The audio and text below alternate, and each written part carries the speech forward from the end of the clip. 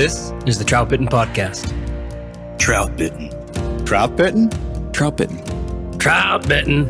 Troutbitten? Yeah, Troutbitten. Troutbitten. It's about trout. Wild trout. This is Troutbitten.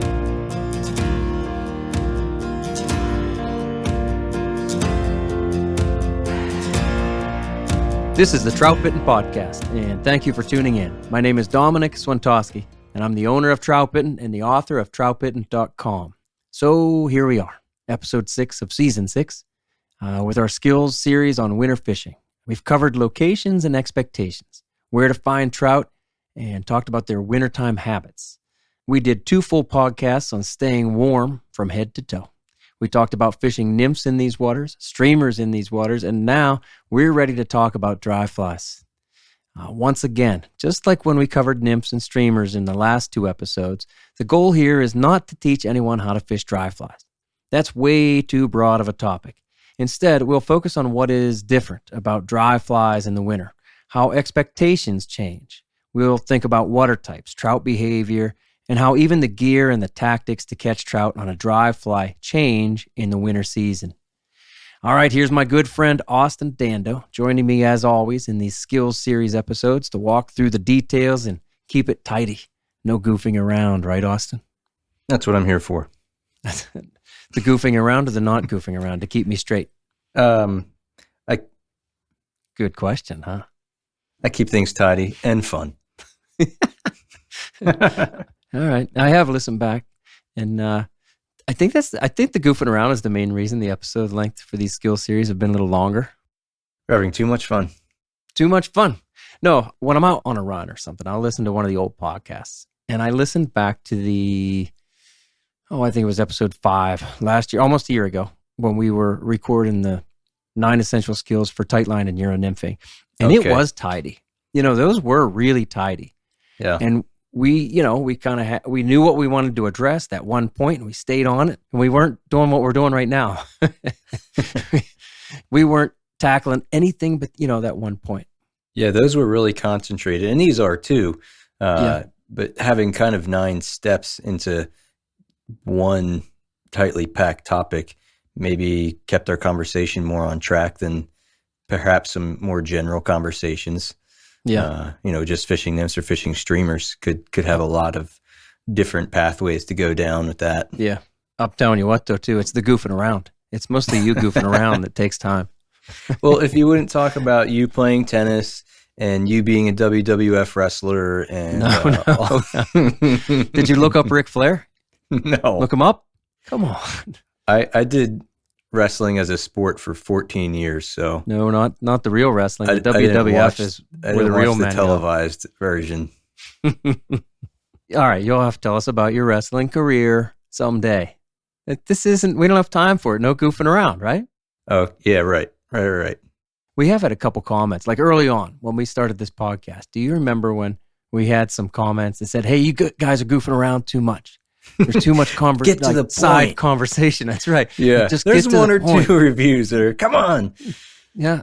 Like I always say, like that kind of negative stuff can stick with you if you let it. And it can affect the way you do things. Like you can have, 20 or 30 positive comments to that one negative one. But the negative one, if you don't just brush it off. So that's what we tried to do. We've just made a running joke out of the, hey, no goofing off. Because that's what the comment said was, you guys goofing off too much. I heard I heard a quote today, I think it was, that said something like, your greatest loss feels worse than your greatest win feels good, or something. How good you feel about your greatest win is not nearly as powerful as sometimes the pain you feel in your greatest loss. Yeah. And like how much of those can overweight even consistent victories. Yeah. I think that's human nature. We tend to focus on the negative. But we know some of those people, and I try to be one of those people who's positive, I like those people. When you can get in that, I'm not all the time, obviously, but if I can get in that frame of mind and just enjoy just enjoy many of the small things around me and not get sucked into those little negative things, those are good days. It's a good space to live in. It is. And, we know a couple people like that. Yep. We've had some of the negative stuff come in on your YouTube channel too. I've often said, like, What did I call it? That's Trolls? yeah. YouTube is a troll factory. Troll factory, yeah. Right. Right. So lately, we had a couple comments on YouTube that somebody said that like the videos are too pretty. Remember, Josh does these, and Josh Sorry. is just an artist, right? And so I Yeah. take offense though when somebody says that it's too pretty, too polished, or there's too much fluff. That was one of the comments. Too much fluff. Just tie the fly. There's too many shots of the river and the surrounding scenery. We don't need all that stuff. Just tell us how to fish. I'm like, that's not what I want to do. So I'm not going to do it that way. I'm going to ignore all that negative stuff, do it the way I want to do it. Josh is going to film and edit and do the things that he wants to do his way, right? Like, Yeah. It's how we see the river. It's what moves us. And we're going to try to communicate that. that's it. There's plenty of other content out there that's just cut and dry and not much soul to it. And that's really not the purpose that we have. Right on. Yeah, because we'll get the opposite comment. People will say, hey, you guys talk about catching fish all the time. You need to look around and see the scenery. Like, well, we do. Can't win. That's right. I don't know, man. I say like put some art into the work. Show the experience of walking through the woods, because that's half of why we're there. And the camaraderie and the companionship, the stuff we're doing right now, man. Just having some fun. Yep. I don't know. I think you should just stay home. Right. Just think about stay fishing. home. Yeah.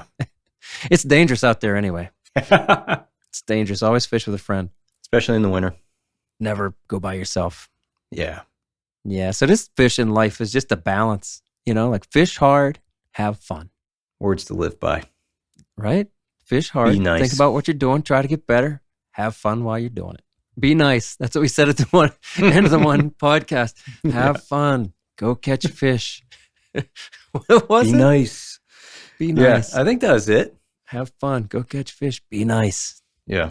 Should pull that back out and put that at the end of maybe the beginning and the end of every podcast. Just a good tag. Yep. Anyway, that's what we try to do with the podcasts, with the videos. That's what I try to do with the articles. That's what we're trying to do when we're all out there just fishing. When you're guiding and when I'm guiding, I mean, we're trying to fish hard. Yep. Try to get after it and then have fun. Go do it. There's got to be room for good times. Whoever has the most fun wins. That's Austin's, right? That's your thing. That's right. Yep. I like that. Did you come up with that? No, heard that from Sam Galt. No kidding. I like Mhm. Sam. Yep. Probably 8-9 years ago now. I heard him say that one day in the shop. Did you? Yeah, you worked in the fly shop with him. Yeah. That's cool. I like him. I see him out there guiding a lot. He's out there guiding in the winter. Oh, yeah. He gets after it. He does. He knows his stuff. All right. So, Austin, should we move into our topic? Let's do it. Dry flies in the winter. Let's start with this. Where are you going to find them, right? Yeah. I think it's fair to say that you're really not going to find them just anywhere that you fish. Yeah. And not all that frequently. Right. A lot of it has to do with temperature, water temperature, just by how biodiverse your system is. Probably further south you go, your chances of having olives and midges hatching on some of those winter days are better. Some of our spring creeks have better chances. Some tailwaters out west, the same story there. Yeah. But they're not everywhere. No. I mean, yeah, right. Not every river is going to present that dry fly chance in the wintertime.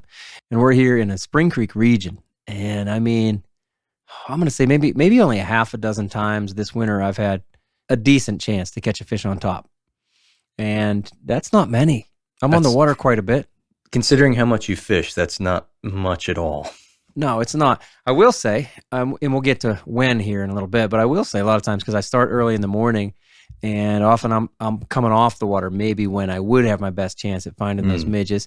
But the water quality matters too. And we said it's a good thing for us. We like that we kind of have an up water year. The water's up more than it was last year. I did run into more hatches of more rising trout last year than I am this year because, well, another thing about where is the water type that we're looking for. We're talking about these Spring Creek zones, okay? If you can find warmer water, wherever that is, warmer and softer water too. But before we kind of get ahead of ourselves, you brought up south of here, you have a better chance of, I don't know, olive hatch almost every day maybe right now. But if you go north of here into New York and maybe in the New England region, they might not have near the bugs that we could have day to day. And then I talked to Grobe. I told him we were going to do this here and kind of like his perspective. And so he sent me a couple of ideas and things to mention. And he said it's hard. It's hard to find, like right now, deep part of winter. Yeah. And again, he's out in Bozeman. And it's hard to find those dry fly opportunities. We'll bring up a few more things that he said. But yeah, he can kind of find them on a day-to-day basis if he really pursues them, right? You kind of have to know where to look. But geographically, what you're kind of looking for is tailwaters, spring waters, or something that creates a more stable water condition. But really, like, there are going to be regions of the country where you will not have dry fly opportunities. And by that, we mean rising trout. You could have flies in the air, like midget. Oh, there's some midges in the air, but the trout don't care, if the water's too cold and if there's not enough bugs. And then again, you're going to have regions of the country, like we said, kind of mostly south of here, where you could have quite a few opportunities, almost expect it day to day. Yeah, I can speak to that. Having lived down in North Carolina, I fished, quite a bit in North Carolina as well as in the Tennessee tailwaters there that would be fairly consistent. Like we say, sometimes you can set your watch by it. But if you know that the air temperature is going to hit, let's say 53 degrees that day, by 2:30, you're going to see an olive hatch. Like that stuff was much more predictable than it is here and north of here especially. Yeah. And I say, like, trust your local knowledge. If your fly shop or if your buddies, your group of anglers that and you trust. If they say, hey, this tailwater, this spring creek over here, you got a great chance, go try it out. You just have to kind of dig around and find out if you're even going to have a chance to fish dries in the winter, but don't expect it, right? Right. So we talk about the zones. I said spring water zones. And then another zone to me is soft water, the slow stuff, the slack stuff. Spring water makes sense, right? Because it's going to be more consistent and warmer is what we really mean in the wintertime. And that, for me, is where I find hatching bugs and rising trout in the deep part of winter right now. Again, that's right here. I'll say, too, even though you have those spring water zones, like the sunny days are usually better. We've been saying the opposite because we've been talking about fishing underneath. Yep, and we've been saying, like, right? You agree with that? Yeah. The wintertime is sometimes backwards in the spring. And so in the wintertime, we're looking for those sun rays to hit the water, warm things up, and kind of trigger that emergence, where in the springtime, we can kind of rely some days on overcast days and drizzly days to be the best. And in the wintertime, that doesn't necessarily translate. Right. For these dry flies, we're saying. Yes, exactly. Yeah. For dry fly fishing in the winter specifically, those are the factors you're looking for. That's good right. warm up and consistent. Yeah, and I bring that up because it's kind of the opposite of what we've been saying. I talked to Kevin Sloan from Squala earlier today, and he said, hey, I've been listening to your podcast, but the one thing I disagree with is, like out here, we really don't have any need to get out in the early morning, but he's mostly talking about freestone waters, and he says, it really matters when the water warms up, the fish turn on. And he's not just talking about dries. He's saying nymphs and streamers too. And we don't find that to be the case here. But boy, we do find that to be the case if you're really looking for the dry flies. Yeah, I agree completely with all that. So we're talking spring water zones. That makes sense. More stable temperatures. But I've already mentioned soft water a couple times. The slack stuff, the slow stuff. It's easy then for the trout to find and target those very small bugs. We'll get to bugs here in a minute. But usually, come on. Nobody's fishing size 10 hopper in the wintertime. So you're mostly talking about small bugs. And for it to be worthwhile for a trout to come up or even to sit right at the top of the surface and just kind of pick off one bug after another, that water needs to be slow. And maybe it is even kind of a back eddy. And maybe it is where midges are collecting too. They can come up and not just get one little midge, but get a mouthful of midges. Right. Yeah, I agree. I think sometimes the best action I see is closer to the banks. And that's sometimes because we have a lot of spring influences that just so happen to kind of seep in from those bankside waters. And especially if there's a back eddy or a back swirl that combines with that, it can be a really easy pickings for a trout to kind of cruise through there and not feel too pressured to miss a meal or to expose themselves slightly, Go up and Yeah. grab a few, mouthfuls of midges or what have you, and come back down and be okay. Yeah. I find them a lot of times in the same water that I find them feed on trico spinners, for example. Okay, that's cool. Your tricos are 24, sometimes even 26 in the summertime. And, on a good morning, it'll be 10, 11 o'clock in the morning, sometimes 9 o'clock in the morning. Almost a predictable hatch day after day. And they are in that softer water. Yeah. When I'm looking for midge activity right now, and I'm looking for trout feeding on these small bugs, it's that same water I find myself going to because that's where the success is. That's cool, and that's a good instinct to fall back on, too. Yeah, it's kind of neat to see that, 6 months earlier, the Yeah. polar opposite of temperatures That's true. and season. Yeah, it's kind of neat. They're in the same spot. Tactical Fly Fisher was founded by Fly Fishing Team USA angler Devin Olson to bring anglers cutting-edge gear and techniques from the international competitive fly fishing scene. Tactical Fly Fisher's aim is to help you improve your angling ability so you can have more fun on the water. Whether you need some flies, fly tying equipment, or a new rod or reel, they've got you covered. Head on over to tacticalflyfisher.com and use the code TBPOD10, that's TBPOD10, to get 10% off flies, fly tying supplies, or terminal tackle.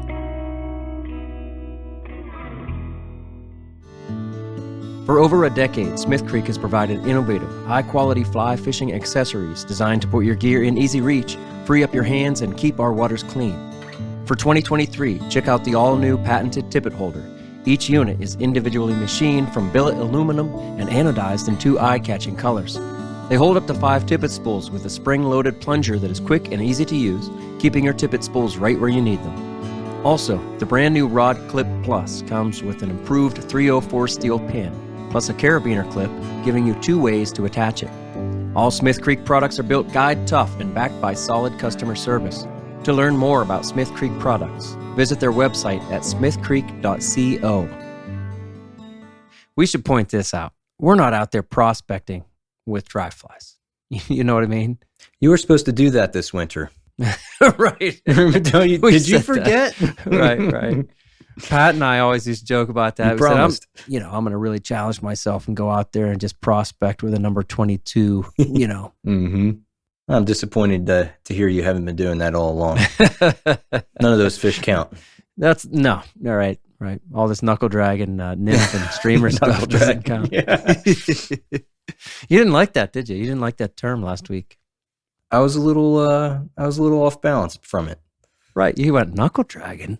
I did. You're like, what? I fished nymphs. I'm no caveman. I like it.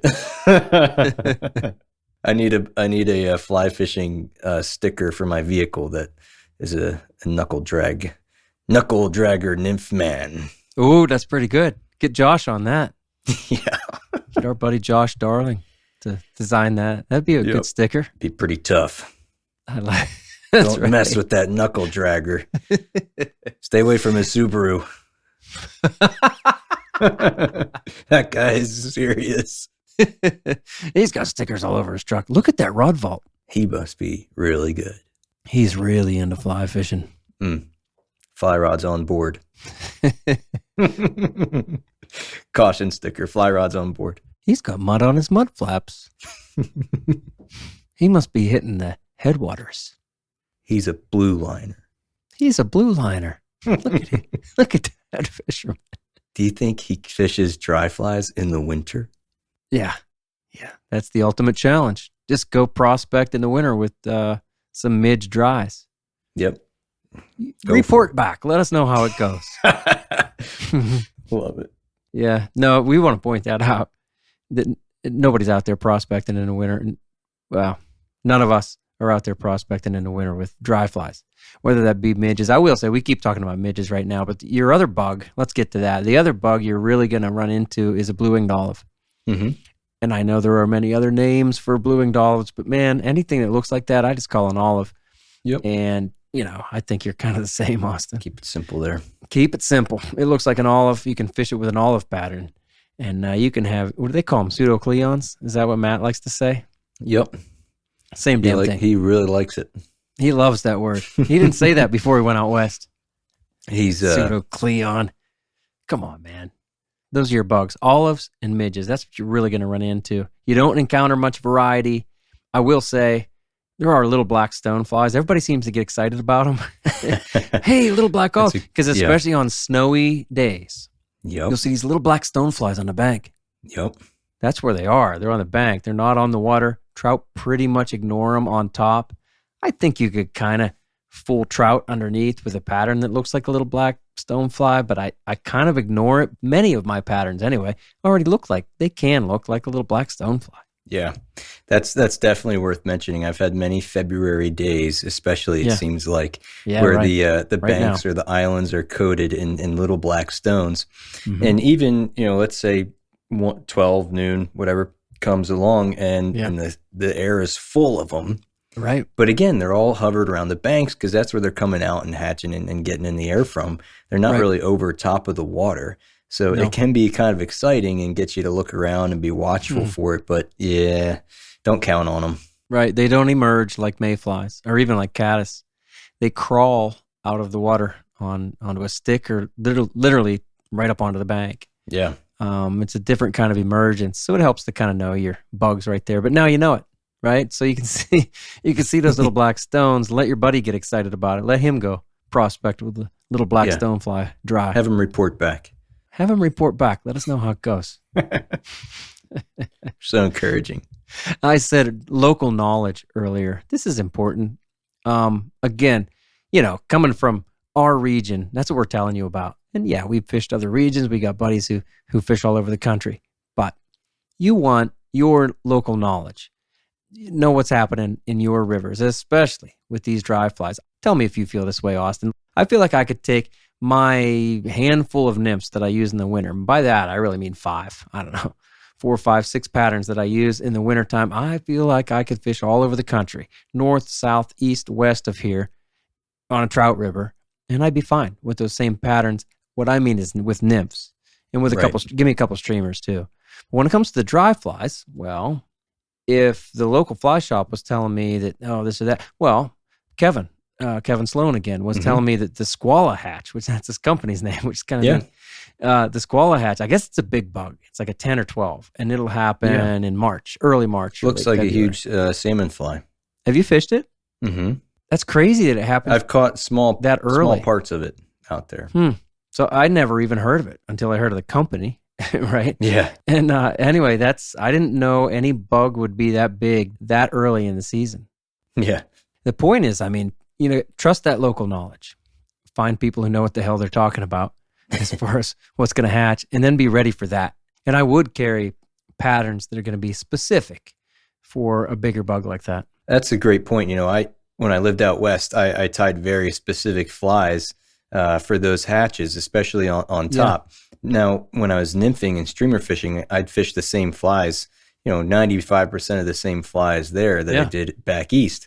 But you really have to adapt if you're going to go above and, fish a size 8 salmon fly or yellow Sally or stimulator for hatches we just don't encounter out here. They're just not realistic. Right.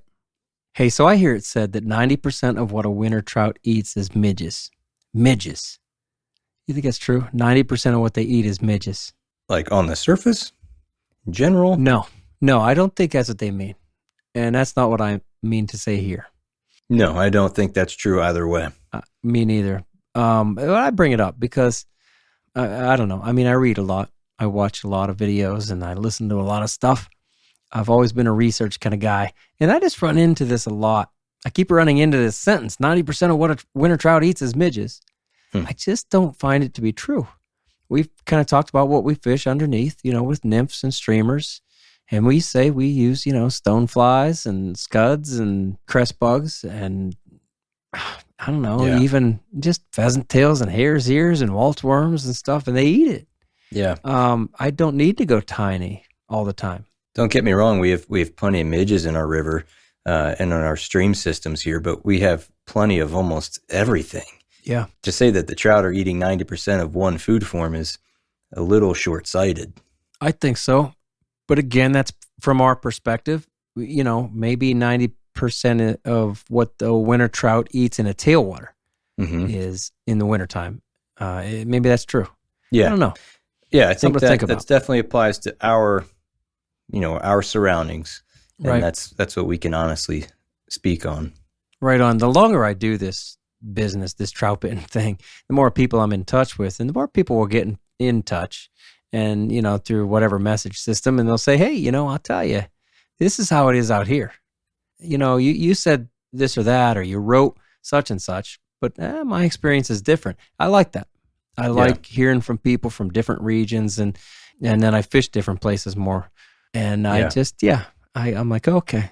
It is funny because, again, when I was living in North Carolina, I fished some tailwaters in Virginia that were famously supposed to be pretty devoid of bug life, and you had to fish a very specific way if you wanted to catch these brown trout. Right. And I pretty much just said, well, I'm going to do exactly what I've been doing that works for me, and if it doesn't work, then I'll adjust. Yeah. But I found that even if I put, a stonefly didn't live in that stream, right? But if I put a good drift of a rubber leg stonefly or whatever you want to call it, the trout would still eat it. I found that the ability to present a fly well outweighed the exact pattern that lived on the bottom, which... Yeah, for sure. I will say that I think 90% maybe of what a winter trout eats on the surface is midges. That's what I see. Okay. And again, the other one is olives. The olives happen early in the winter and late in the winter, or let's say almost into spring season. Bill said that he saw olives, I think he said he fished olives last week. Yep. We're still in February. I've heard reports of the similar things. Right? We're like mid-February. We're early mid-February. Yeah. I saw, I'm going to say 12 olives, maybe a dozen of olives in the air. I haven't had a chance to fish them, and that would be just about as early as I've ever seen olives. I hate this warm winter that we are having. I really hate it. But usually our olives start very, very late February, or really, let's say second week of March. Yep. Second week of March, if I had to put my finger on it. You can still call that winter, but that's when things get exciting. And let's say that it's wintertime, and there's your olives. And I mean day after day. And when they hit that, we've talked about this before, that, for me, I think it's become my favorite hatch. It's like they're excited. They're going, whoa, dry flies up there. I'll eat that. And it's only an 18 or a 20. But, man, they'll eat it. And it is Unless fun. anglers out, too. Oh, yeah. Yeah. And I've mentioned before that some of my very favorite days of dry fly fishing ever is when there were olives in the air and there's snowflakes in the air and trout are eating almost any decent presentation you give them. They're not even all that picky. And you can't say that about our trout very often. That's magic. It is. That's the way to put it. Yeah. So that's the patterns. Let's move into flies before we do presentation. We've been tagging at the end, like, hey, what flies do you fish? But I figured we put it, before the very end here, Austin. Let's talk about it a little bit more on purpose. Flies. This one's easier. Yeah, so let's go right off of that with the olives then. Yeah. We like to fish probably, what would you say, between 20, 22, 24, maybe 18s in the later season there when March begins. Parachute style flies, always safe options. Clink hammers, puffies, RS2s, all good choices. Yeah, that's pretty much what I have. The parachute and the clink hammer, I can see really well. The puffy, I will say all of these patterns, I dust them up, with the desiccant. Mm-hmm. I don't know why, but I was kind of resistant of the desiccant stuff. I was like, I don't want to carry something else. I guess that's why. Okay. I just realized not because of the coating, just because of the inconvenience of having it. Exactly. I was like, hey, I can get stuff to float with this gink. High and dry. Gink was the thing, but then I'm a quell guy. And I was like, I can get it to float with my gel. I didn't know you were better than me. No, I'm not. But maybe I am. Maybe I should think about that. Anyway, no, I remember, I bought Frog's Fanny for the first time, and I used it. I went, oh, all right, I get it. I'll add it to my vest. It was way too expensive. So, we're never going to run a Frog's Fanny ad now. But I mean, I don't use Frog's Fanny. You can get Frog's Fanny. You make it at home or what? It's powdered, fumed silica. You can get it on eBay, now Amazon. You can get a quart for like $25. You can have come on, man, a quart? Lifetime supply. Pretty much a lifetime supply, or else you and your buddies use it for the next 10 years. I bring the quart out with me. The what? No, I bring you the don't. whole quart container out there with me. Right. Okay. Because you can never get too floaty. Yeah, I like to be prepared. You never know what you might want to float. I have a special holster in my wading belt that holds my quart of floatant, desiccant. Frog's Fanny. Mm-hmm. There's a little bit of markup on Frog's Fanny, just a little bit. Forget that sponsor. We're done with that. They're going to kill us. But no, I love the parachutes and the clink hammers. You know, you've mentioned the puffy. That's a fun fly. You've been fishing that a little bit? Yeah, I do like to fish that. It's easy to tie too, which is nice. Oh, yeah. Yeah, right. It takes like a half a second, and it's easy to see. It floats forever. Again, the desiccant's the way to go on that too. Right. That's a good point. It's not a lot of hassle with them. Right. When I started fishing desiccant is when I went, now I can fish these CDC flies. Yeah. I don't know if I was resistant to both things of the CDC and the dessiccant, but now, I love both. So that puffy's cool. It's very unassuming too. Yeah. The I puffy feel like. just looks like, it just looks like something on the water, just with legs and wings and trapped into film and whatnot. It's beautiful. I mean, I'll fish it up to a size 10, you know? That's cool. I haven't fished them that big. Well, I've used it as a dry dropper, strangely enough. Nice. Mm-hmm. I think Bill does that. No, he does everything wrong. No, he does a Comparadun dry dropper. Maybe that's what I was thinking. A Comparadun. Yeah. What a jackass thing to do. He uses a Comparadun for a dry dropper. That's why the Comparadun's like a size 6, though. Yeah, those fish don't count either. No, he's knuckle dragging. Is that that's the dry fly version of knuckle dragging? That's right. Size 6. Come on. That's good. So that's the olives. I mean, you can get particular with the color. And again, local knowledge. And if you find trout that are being really picky on your dry fly, well, then adapt. Just like any other season, just like any other time where you find trout that are being super picky, okay, then get more specific on your patterns. Those are our favorites. And seriously, you mentioned the RS2 as well. That's something I use from top to bottom. I put the RS2 behind split shot or as what we call a bait and switch rig. Man, I love that RS2. Talk about that more in a minute. Yeah. Whether it's after a fishing trip or at a backyard fire, you can bet the Troutbitten crew has a case of New Trail Broken Heels along with us. It's honestly our favorite beer. This hazy IPA is smooth and full-bodied. Hand-selected citra hops lead to notes of bright clementine and juicy ruby red grapefruit. Broken Heels is a keeper. New Trail beer is proudly brewed in Williamsport, Pennsylvania, and delivered cold to your favorite craft beer retailer every week. At New Trail, it's not about being the best angler. It's about getting out there. So enjoy nature's moments and reward yourself for a day well fished with New Trail Broken Heels. It's Troutbitten's favorite beer.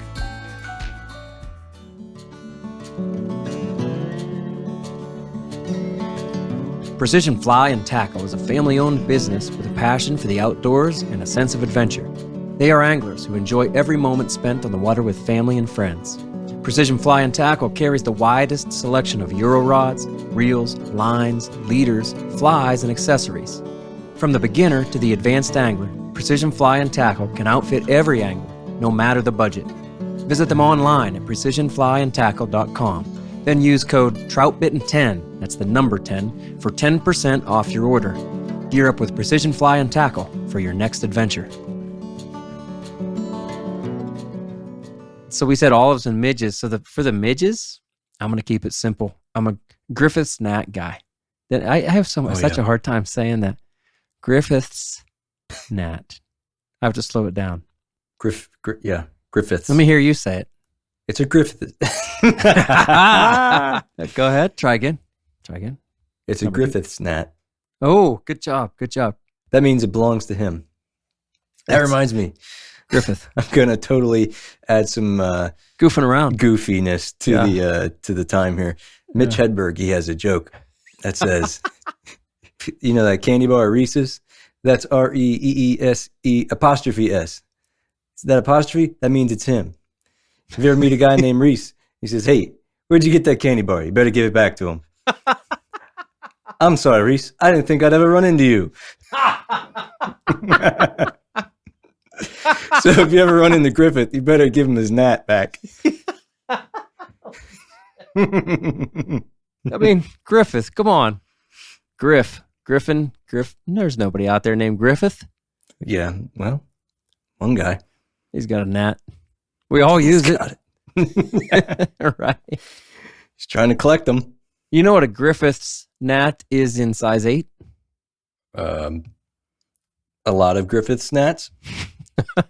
It's a woolly bugger. You put a marabou tail on there, it's a woolly bugger. Or it's a woolly worm. Woolly worm. Remember just woolly worm? Nobody seems to fish woolly worms anymore. The woolly worm is a woolly bugger without the marabou tail. So that's what a Griffith's gnat is. You try saying it again. Let me hear you. No, I already did my tries. All right. We should move. So that give Griffith back his gnat, or just keep fishing it. It's supposed to look like a cluster of midges. Did you know that? That's every book I've ever read that has that pattern says right. Cluster of midges. Cluster o' midges. I think if you fish it in a 24, it looks like one midge. Or one Mitch headbird. You like that? Kinda. Okay. Not bad. All right. And I honestly don't carry any other dry fly for midge, except for our buddy Chris Hazer. He's come up a bunch of times, not quite as often as Sloop, but I bring him up because I've learned so much from him. He's the guy who, for every week of the year, he tries to catch a fish on a dry fly. And he has like a decade long record of doing this. And he just does. Yeah. He knows where to find them. And every week of the year, not every day, but every week of the year, he catches a fish on a dry fly because he knows where to find these rising trout on our waters. His name's Chris Hazer, and I've learned a lot from him. And the only other midge fly that I carry is one that he showed me. It's like a trico spinner with the tail knocked off. It's just, I mean, come on. All these really small flies are just, thread on a hook and then maybe a little bit more. And in this case, it's a little bit of wings on either side. That's cool. What he does is very impressive. It is. That's a cool thing to do. You could go polywang or something similar. I promise you the pattern doesn't need to be all that specific. But, look them up. Carry a couple midge patterns. 18s, 20s, 22s, 24s. You could go 26, 28s, 30s if you want to disappear. Fish that on your 10X. Right. We've addressed that. At some point, these things just disappear. Yeah. Austin, tell everybody how to fish dry flies in the wintertime. Presentation. Sure. So, of course, what we're looking for is a dead drift. We're not looking to animate these flies, but really get a true dead drift on the surface. Usually with the smaller the fly, like the ones we're fishing in the wintertime, the more important that dead drift can become. For positioning, we're usually casting upstream. Body position. And keeping in mind, just the same as any other time of the year when fishing dry flies, is to try to avoid putting the line directly over the trout. Be mindful of their position, be mindful of their feeding patterns. They may only come up every 30, 45 seconds. Try to time that with them as well. Their sensitivity to these overhead offerings is very high. So kind of consider everything to the max. I do feel like trout can be really spooky in the wintertime. Again, we're talking about soft water, slow water, this slack stuff on the sides or wherever it is. That's the water where they're most sensitive. And especially if we do have these bright conditions, these sunny days where it's warmed up the water, but it's also right on top of the trout. And man, especially brown trout hate that sun, but they'll come up and eat those midges right in the sun. And yet, if you cast your shadow or the shadow of the fly line on top of them, like you said, if you line the trout, that's bad. Another thing is if you rip the line off the water, you just, for the next cast, if you just rip it off the water, those trout are done. Yep. If you're in that kind of water we're talking about, you'll see it. You'll see heads rise. And then you get a bad, I call it a pickup, a precast pickup. If you hear that, you ruined them. And then all of a sudden you'll go, man, where'd those risers go? Well, you put them down. there's a lot to that. And, we have a lot of articles on Troutbitten about how to fish dry flies. Then there's a lot to that whole process. And we're not leaving you hanging. There's a lot of information on Troutbitten and so many other great resources for all of that. I think what Austin and I are both saying is that you need a great dead drift in the wintertime with these smaller flies, because smaller flies are not, trout are not expecting the smallest of flies to move anywhere and do anything but a dead drift. So that's why it is more challenging. And you could do the same thing in the summertime with the tricos, which are 24s and 26s, again, like I said, and they are not forgiving on those tricos. That's why everybody around here loves it, because it's such a challenge. You got to get it perfect. Yeah. I mean it. It's got to be perfect. Yeah. And that comes in body positioning too, where we put ourselves to make the cast.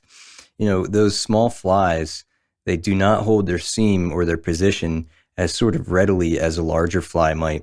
So if we put ourselves in a position that we have conflicting currents in our way and we don't land with proper S curves and all that, which we'll get into, those flies move around so easily and they can look really unnatural, even when there's not a lot of things coming in contact with your line that you may think would be an effect. But you really do have to try to position yourself to put those to your advantages. Right on. That's why, like you said a couple minutes ago, like we usually work upstream. And I'm not going to tell everybody out there that you all have to work upstream. If you can get a dead drift, then you're doing it. You're doing the right thing, But for us, most of our waters, most of our situations, we're working upstream to get that best dead drift, really whether on a nymph or a dry fly. Hey, leader stuff, because you brought up S-curves. I think the most important thing to get in a presentation, whether it's above the water or underneath, is the leader. I've often said I think the most important thing in your whole rig, your whole setup, is the leader. And so I'm going to quickly run through this. I like a George Harvey leader. You use the same, Austin, right? I do. Right. We're both on the George Harvey leader design.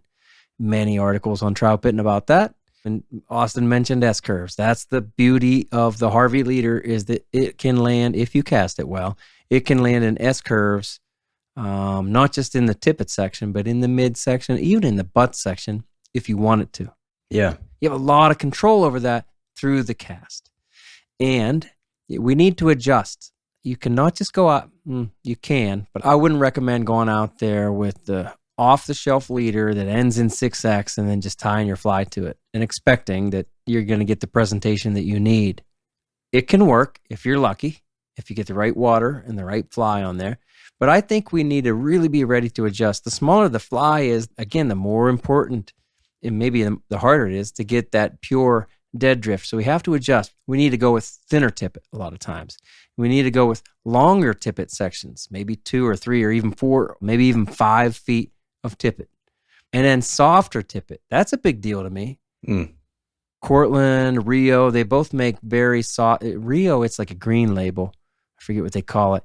That's what I use. It's a real soft nylon tippet, and it lands in S-curves. And this is when I will use 6X, almost as my go-to. Really, as my go-to. Yeah. If I'm using anything under a number 20, 6X is my go-to. 6X nylon on top. Do you ever grease the leader in the wintertime? Well, greasing the leader is something I do not just in the winter, but a lot of the times throughout the season. If I'm in water, let's say faster water, where it will kind of bury your leader, I'll grease the leader to kind of keep it buoyant. But that's a good point, Austin, because in the winter, I rarely grease the leader beyond, I'm going to say, the midsection. Okay. And really, it's not the winter that determines that, but the size of the fly, again. The smaller flies that I'm fishing in the wintertime, really, it's the softer water, I'm realizing as I think about it. It's that softer water, slower water, where I'll grease my leader. I'll grease it up to the midsection, no closer than, I'm going to say, like 2 or 3 feet up to my fly. Gotcha. What about you? I guess I'm similar between the wintertime and the regular spring or summertime or what have you. I generally try not to grease it all the way up to the end, of course, because I feel like it makes my line more visible to the trout on the surface. So I try to keep it cut back a few feet from the very terminal end of the fly, but just curious what your thoughts were there. Yeah, right on. I think it matters most in the softer water. So hey, here's something that I forget who I picked this up from, but I often fish 2 dries. when I want to present a really small fly, again, if we're talking midges, or even a really small, like a 20 or a 22 olive, then I'll fish 2 dries. Personally, I hate when I can't see my dry fly. Yeah. I disagree with the advice that people will sometimes give and say, hey, just look for where you think your fly is. And if you see a rise in the vicinity, then set the hook. No I see think it's terrible advice. Right. Right.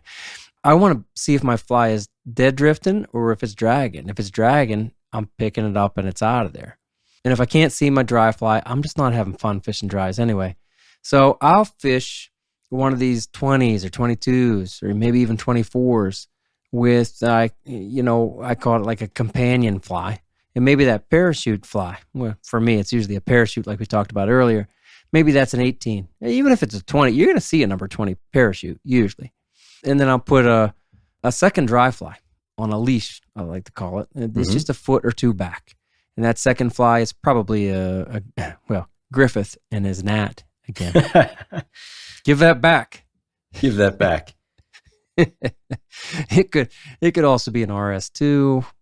I mean, something you think you're going to fool them on and something you won't see. It's tough to see the Griffith's gnat. It's true. That's a pretty cool concept because, we do something similar when we're streamer fishing, right? Right. We may have up on a tag a small white, size 10 or 12 or, even sometimes as small as 14 little tag streamers that can be a visual indicator to say, hey, 2 feet back from here is where your point fly is. That's right. Just so you know, and this is also what it looks like when you're moving around. So that's a pretty cool thing to transfer to the surface. It is. I would say underneath you can get away with more, especially on a streamer, because it doesn't matter if there's some drag there with a streamer. But with a dry fly, I only do this thing we're talking about with the 2 dries in slower water. That's usually what I'm targeting anyway. Otherwise, though, you get 2 flies and 2 seams and then dragging flies and no eats. So another way to fish is dry dropper. And this is not a rig that we necessarily would go prospecting with. No, right. The other times of the year, yes, but not in the wintertime, right? However, it can be a really good solution when you find yourself surrounded by really picky trout. There's fish coming up, rising, eating. Maybe you can't tell if they're really coming up and committing. You can't tell maybe they're just swirling and eating emergers. A good go-to rig here would be a dry dropper. Mid stages in between larvae, pupa, adults, they're most available at that pupa stage. But for winter dry dropper, we're usually targeting that top column, maybe just a few inches below the surface, I'd say. Would you agree with that? Right on. When I do dry dropper in the winter, if I'm running into difficult fish and they won't eat what I think they should on top, but I see rises, you can often see that kind of head-tail rise, which kind of signals to you that they're really eating just underneath. That's the time to use the dry dropper. I like what you said there. I'm not using a dry dropper in the wintertime to try to get deep. For me, they're either up top or, a couple inches underneath, or they're real low in the wintertime. And I'll use, like you said, midge larva. We should acknowledge that. There's 3 stages of midges. There's the larva on the bottom, which is where they spend most of their life, right? Growing up and hanging out with their friends, going to middle school. Watching WWF. Ric Flair. I know a few WWF wrestlers. No, you don't. No, you don't. No, you don't. I remembered them once the podcast ended last week. What are their names? I know Rey Mysterio. He had the he had the 619 move when he'd swing around the what do you call them? The ropes. Devastating. It's devastating. I knew the Undertaker when he'd roll his eyes back in his head. He'd wear that goofy duster jacket and the hat. Right. And I know Steve Austin, Stone Cold. Right. It's a different era. You're bringing up a whole different era. That's where my knowledge ends. What about who's the guy with the 2x4, like the lumberjack? What did he call himself? Oh, that was the jackhammer. No, that's not who I'm thinking of. I just made that up. Let's see if you go along with it. No. Yeah, jackhammer. That sounds right. I'm gonna look it up. Wrestler 2x4 There he is. Hacksaw Jim Duggan. Okay. So, all right, Austin, what do you know about Hacksaw Jim Duggan? He was that era. Hacksaw. I've never carried the heard 2x4. But I imagine he'd hit people with it, and I bet like it would break into a million pieces, and they get a splinter. Well, Stone Cold Steve Austin. So you did go to middle school, is what we're learning. Yeah, You're not oblivious to the pro wrestling world. not oblivious. Where the hell were we? Where were we? Where'd we go? You're goofing around You were not going to get deep on the nymph. on the dry dropper rig. Yeah. Yep. I'm targeting the top of the column when I go dry dropper in the wintertime, just a few inches underneath. I should say, like keeping the tippet pretty thin, again, because I'm going to a real small fly. And now we're going to bring nymphs into the dry fly podcast. This is where... Shocking. Yeah, this is where I'll use those nymphs, as the dropper in a dry dropper rig. And for us, it's a lot of times it's a zebra midge. And man, zebra midge is like everything I use for a midge nymph in the wintertime. And because it just kind of covers everything. What I'm saying is it's thread, usually some kind of ribbing, maybe some kind of wire. And then, there's a bead up top, maybe a glass bead, or I suppose it could be a brass or tungsten bead. Yeah. Anyway, that's the platform. And then you just vary it. I got a red one and a black one that I use the most. I got a white one, right? The zebra midge is a platform. Yep. Anyway, I just don't get any more complicated on that. For my midge nymphs, and yeah, like there's the larva stage, but then really what the zebra midge, especially with the bead, should look like is a pupa. That pupa can really be eaten anywhere from the bottom to the middle, clear to the top. Again, in the wintertime, if I'm going dry dropper like we're talking about, I'm fishing the top. If I actually want to get to the bottom with that zebra midge, I'm not choosing a dry dropper. I'm going to take it dry the hell off there, and I'm going to put it under an Indy, or I'm going to tight line it, in one of the other rigs that we talked about. I think that's important to point out. Agree. Right? If I have a dry fly on, I'm staying very close to the top, even if I'm adding a dry drop. Yeah, I think that's good. Hey, anything else, Austin? I feel like I should mention this because I did say I was going to take a vacation in Norway. Okay. And that if anyone had any suggestions, that would be welcomed information. And we did have some generous replies, and I appreciate half a dozen. Everyone who gave me that information. But as fast as those plans were made, those plans were also changed. And we will now be going to Switzerland. That's right. In late April, beginning of May. So if anyone knows anything about Switzerland, let's try this again. I will gladly accept. You're pushing it, buddy. Any information, Advice, advice, stories, place to stay, flies, tackle. Are you to change it again, or can people trust you this time? Well, these tickets are non-refundable this time, so I'm going. Because you're getting close enough. Yeah. Yeah. Anyhow, yeah. So thanks to everyone who mentioned anything about Norway to me. And if anyone's out there in the Switzerland or has experienced fishing in Switzerland, get in touch if you want to. Oh, that's right. That's right. You ready for story time? I'm going first. Yeah, I need to think of one. You just talked about the Swiss. Yeah. So I'm going to go first. This isn't one story. I will say when I first really got into winter fishing, I was thinking back, and it was Pat and Sloop, and Matt was still here. And my buddy Steve would come up sometimes and fish. This before I had kids. It was a good winter too. And we had a lot of snow, a lot of cold weather. There was nobody else out there. And we all felt just like we were exploring something. And we were doing it together. However, we had this private forum we would exchange ideas on. We weren't fishing with each other too much. Our times to fish just rarely coincided. But when they did, we'd fish together, especially Pat and I. But we were just kind of exchanging those ideas and going like, man, wow, we really can. We can catch fish in the wintertime. And I remember having days, again, usually by myself. But my favorite moments in the wintertime or when you have new snow and then more coming down. Yeah. There is nothing more silent in the woods than those winter woods where, you know what I'm saying? It's like the snow just absorbs any sound that is out there anyway. Yeah. And most animals, even the birds, are just kind of silent. I love it. I love it. And that's where I grew to love it, was back then. And I had fished plenty in the winter before that. But what it took was that group of guys that I just mentioned, all of us exchanging those ideas. And, you know, I'd have a couple really slow days. And maybe without those guys, I wouldn't have had that confidence to go out the next day. Maybe I'd have said like, this winter fishing thing, I'll just wait until it warms up a little bit. I might have made excuses. But, you know, Sloop would go out there and have a great day in a bobber hole. And we talked about it in the nymphing podcast. Sloop is the one who was kind of dialing that in. Seriously, he was like, man, this is where a lot of the fish are. And in some of the rivers, boy, no kidding. And as the winter went on, again, it was a cold one.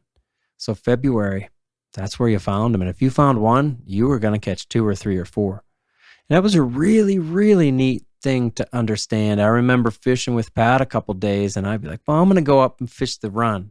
He'd say, go ahead, you know.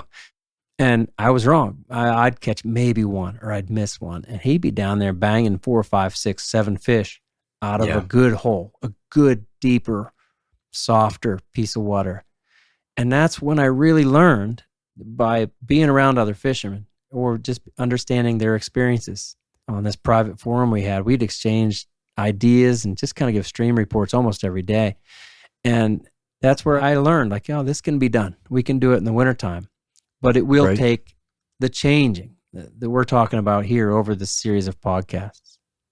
I guess that's my whole story. That's good, and I'm glad you had a story with friends in it. Right. I wasn't really fishing with them all that much, but you know. You're learning from them. Yeah, that's for sure. I have a story with friends in it also.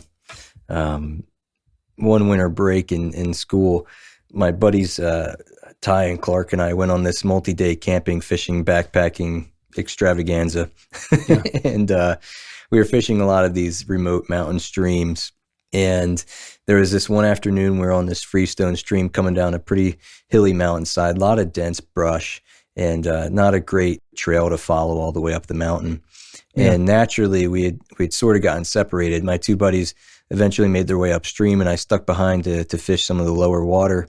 And, you know, midday, I was trying to get up there to find them, and the path would start, and it'd stop, and it'd disappear, and I'd walk through and feel like I'd get turned around, and I'd keep going up, and I just wasn't finding these guys. So I figured, okay, maybe I'll go back downstream and hike all the way back down. Maybe they're back at the car. No, you know, I hate when that happens. I know. That's one of the problems with fishing with people. Yeah, and when there's no cell service in a lot of places we fish in. But so I hiked back up the mountain. I went even further than before. I still couldn't find them, but I knew they were somewhere. Yeah. So before I turned around, I made an arrow out of a few leaves on the ground. No, you didn't. I took a bunch of rhododendron leaves off the brush, and I made a big arrow that pointed downstream that would signify that I was down there. And I hiked back down, still couldn't find them, so I figured, okay, I'm in a pretty well-established trail area. When they come through, they're probably going to run into me. And I was kind of beat, so I laid down and actually fell asleep in the sun. No. There's kind of some sun poking through the forest How there. do you do that? I don't know. I was just tired from walking up and down that hillside for half the afternoon, not catching any fish. So I laid down, and my friends had warned me there's bears in the area. And I was like, okay, take a nap. I wake up to them coming back to me, and I think it's a bear, of course, you know, walking up on behind me. And like, where you been? We've been looking all over for you. We found your stupid arrow on the ground, blah, blah. Sure enough, I wake up, and sitting right next to my head practically is a big mound of bear feces. No way. Yeah. You're not kidding. So, I'm not kidding. I'm dead serious. So either I didn't see that when I decided to lay down right next to it, or something happened while I was knocked out. But made it out safely. But that was a memorable winter trip. Yeah, it is. You're like Hansel and Gretel, leaving the breadcrumbs. Yeah, that was the inspiration. A fly fishing fairy tale. There you go. I still have pictures I took a picture of the arrow on the ground. I still have it somewhere. Is that right? Let's make it the cover. Okay. Yeah. I have a picture of me actually, long hair.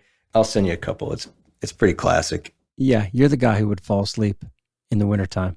Yeah, it's like, just take a rest. I don't understand I that. should have kept fishing. I was just like anxious and feeling weird, so I just quit. I can hardly fall asleep in a moving car, let alone like beside the river where a bear might be.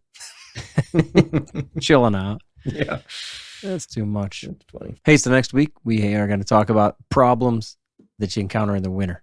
It was one of the first things people think about, really. Well, I don't fish in the winter because you get ice. Well, I don't fish in the winter because it's too hard to walk through all that snow. Or I don't fish in the winter because, well, we will tackle it next week. And then the week after that will be the final episode of this skill series, this winter skill series. And we'll bring back our best buddies to tell us what we missed. Looking forward to it. Yeah. So is Bill. Yeah. So anyway, Austin, you want to read us out, please? Yeah, man. So remember, the Troutbitten Project is a free resource for all anglers. The Troutbitten website hosts over 900 articles with endless stories, commentaries, tactics, tips, and more. Find what you like through the top menu and through the search page. Navigate by way of the categories and the tags too. Be sure to find the Troutbitten YouTube channel, currently featuring the Troutbitten Tips series, in collaboration with Wilds Media. These are short, useful, and unique tips for your fly fishing life. Thank you for listening to the Troutbitten Podcast. Please give the show a 5-star rating on Apple Podcasts and leave a comment, because it really helps. Until next time, friends, fish hard, enjoy the day, and find your life on the water.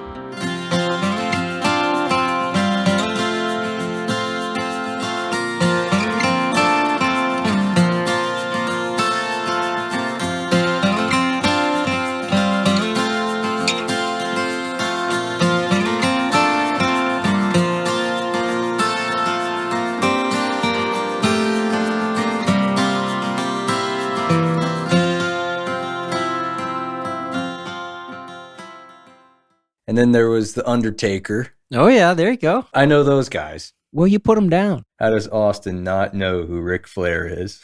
This is unacceptable. Come on! I'm no caveman. I'm disappointed to hear you haven't been doing that all along. He's got stickers all over his truck. That guy is serious. Midges. I didn't know you were better than me. Because you can never get too floaty. Yeah, I like to be prepared. It's beautiful. Be nice. Be nice. Be nice. Be nice. Be nice. Be nice. Be nice. Yeah.